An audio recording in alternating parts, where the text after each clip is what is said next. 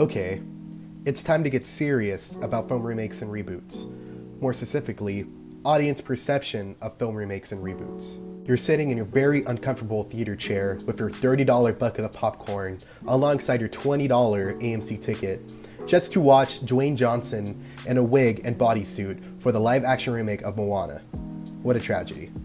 Hello everyone, my name is Julius Villalobos, and me and my partner Alexander Tenigawa have decided to do our research project on audiences' reactions to film remakes and reboots. First off, let's talk about what exactly is a film remake and reboot. A remake is a film based on a previous production. It could be a one-for-one remake of an older film just with modernized elements and visuals. Or it could be a completely new story with the spirit of the original still intact. It doesn't try to recreate characters and storylines from the beginning. Their objective is to bring a whole new generation of viewers to a series and to please the older fans. Some of the highest grossing films ever are remakes and reboots. For example, Star Wars: The Force Awakens, Jurassic World, and The Lion King are all remakes and reboots that made over $1 billion in the box office. However, from my experience in person and online, I've seen that people are frankly just tired of remakes and reboots. In the past couple years, I've seen that there's a significant drop in quality in these remakes and reboots. Frankly, people are tired of seeing the same story told over and over and over again and are wanting to see new original stories. However, film studios obviously see them as major paychecks, and it's so easy to just get an older story that they already have and remake it for like the 15th time. For our project, we wanted to see exactly what audiences are looking for in their remakes and reboots. Me and Alex already went through a lot of literature based on this topic. However, what I noticed is that there's a lack of long-term studies on how audiences change to these new remakes and reboots. Me and Alex created a survey asking people what they want in their remakes and reboots.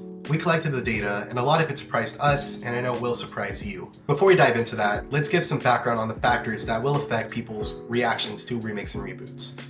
Also, get ready for me to say remakes and reboots so many damn times. I've said it so much, and I'm going crazy.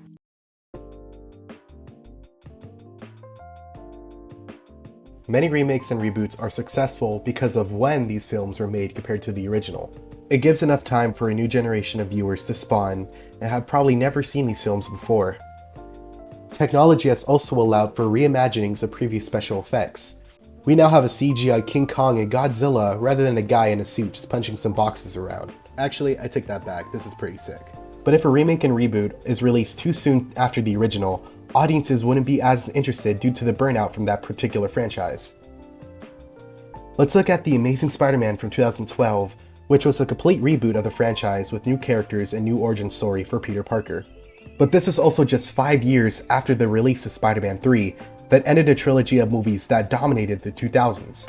The Amazing Spider-Man tried to redo the Spider-Man origin story and was a lot less interesting than the previous trilogy. Audiences were simply tired of Spider-Man at the time, after getting so much of it. And when a new Spider-Man came to theaters, and was honestly less interesting in my opinion, it didn't succeed as well as it could have. The box office shows proof as well, as The Amazing Spider-Man 1 and 2 did significantly worse than the original Spider-Man movies. And yes, there was a new Spider-Man introduced just 3 years after The Amazing Spider-Man 2, with Spider-Man Homecoming starting the most recent trilogy of films. But this Spider-Man was included in the largest cinematic universe and completely skipped the origin story that was told so many times. And we had Michael Keaton as the Vulture, while The Amazing Spider-Man 2 had whatever the hell this was. At least the three of them made up in the end, and made a lot of money.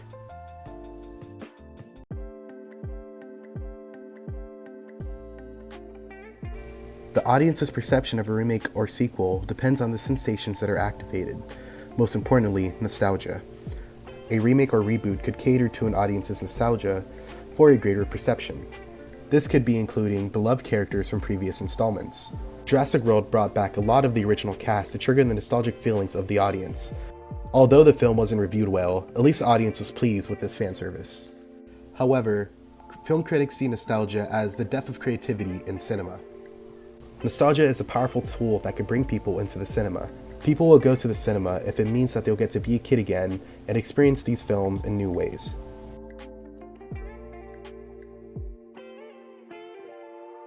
Many films can be considered outdated because of how they represent different cultures, race, and gender.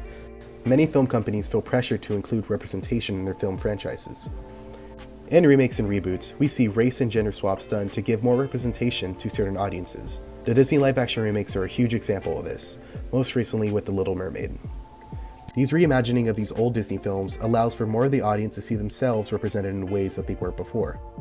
However, there have been examples of gender swaps and remakes backfiring, like Ghostbusters 2016, that had an entirely female cast. Of course, there was backlash from sexist fans and even the President of the United States. And now they're making Ghostbusters with only women. What's going on? But a lot of the other criticism was that it missed the point of the original Ghostbusters movie. The characters weren't just changed to female, but changed to just straight comedic relief.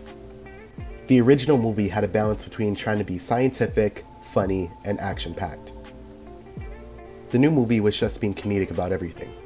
It's the perfect example of how we can make something seem brand new with the least possible amount of effort. Which describes a lot of the new remakes and reboots we see, just covered up in CGI and presented as something brand new.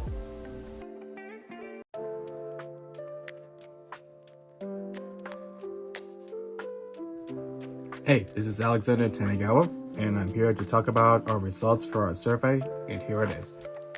The first question that we asked is, do you enjoy movies? And the answer is, yes, 100%. We've asked, what is their favorite genre for remakes and reboots?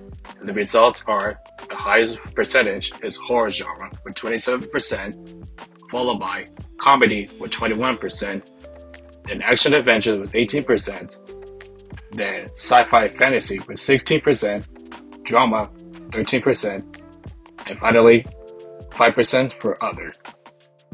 The next question we asked is, how would you describe your feelings towards remakes and reboots?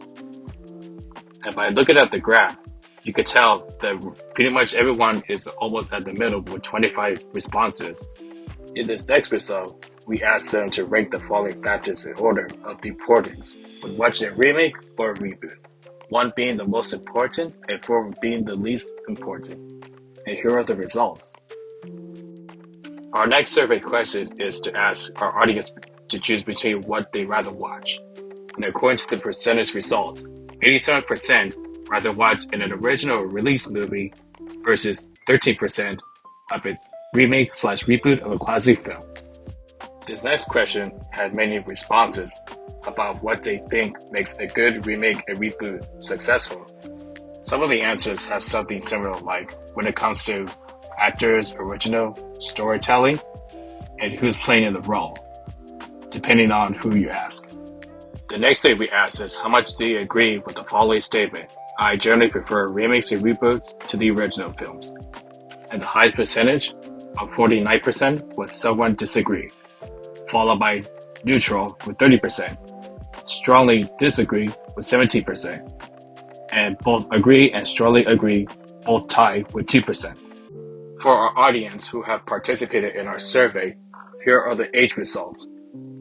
The age results for 17 to 20 are 73%, 21 to 30 are 23%, 31 to 40 are 2%, and 41 and older are 2%.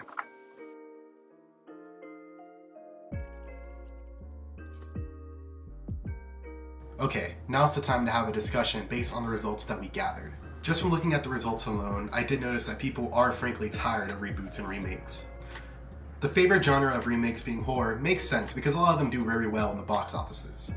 A lot of people are torn in the middle. They don't think reboots and remakes are technically exciting, but not boring either. They do think that they're very unoriginal and not innovative. And looking at the ranked order of factors in reboots and remakes, we notice that special effects is in last place. And people don't want to see tweaked storylines, they don't want to see too much modernized elements in their remakes, and rather just focus on the story. And I see the 2 factors that people want to see the most is quality of acting and faithfulness to the original.